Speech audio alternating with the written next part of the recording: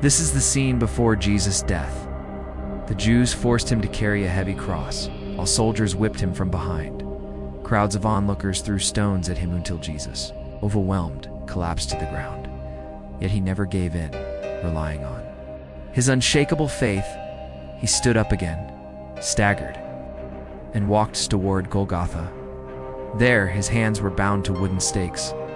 Soldiers selected a thick vine rod, and at the commander's signal, they began to whip him with all their might. Jesus clenched his teeth, enduring the lashes without a sound.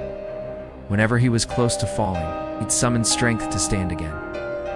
To prevent this, they targeted the inner thigh sentinel. He was forced to kneel from pain.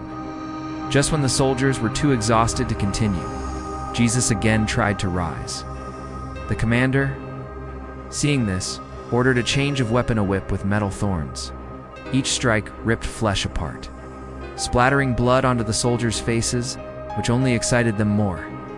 After more than 30 minutes of this torture, Jesus' body was unrecognizable. Still, it didn't stop. The soldiers unlocked one of his hands and whipped his exposed abdomen. By then, he had become numb, unable to feel any more pain.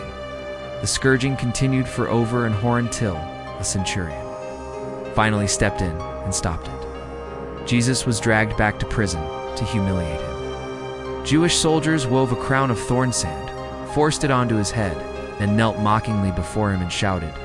They humiliated him because he had claimed to be the Messiah, as the prophesied king of the Jews. But as a poor carpenter's son, they saw this as blasphemy. The day before Passover, Jewish priests bribed Judas with 30 silver coins to betray Jesus' whereabouts. They captured him at night, chained him, and beat him along the way, all before he even stood trial. Yet by law, Jewish priests had no right to sentence him to death, so they brought him before the governor. The priests demanded crucifixion, claiming Jesus misled the people. The governor knew the charge was false, but to avoid conflict, he passed the decision to King Herod.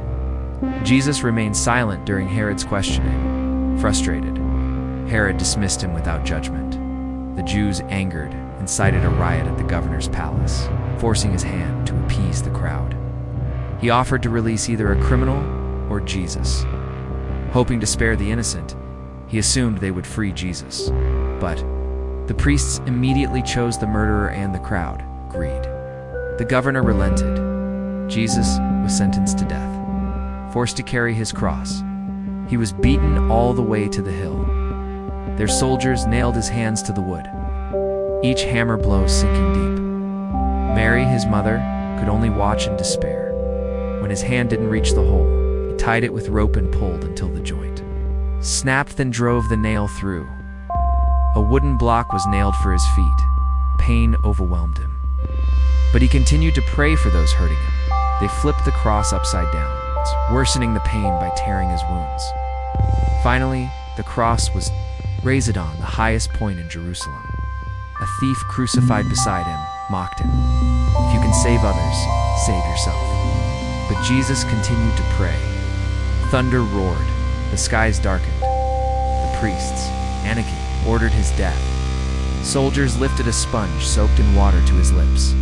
Then a spear pierced his side.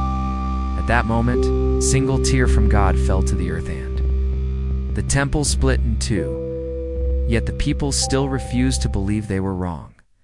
Please remember to like, subscribe to the channel, and turn on notifications to watch the latest videos. Goodbye, and see you in the next video.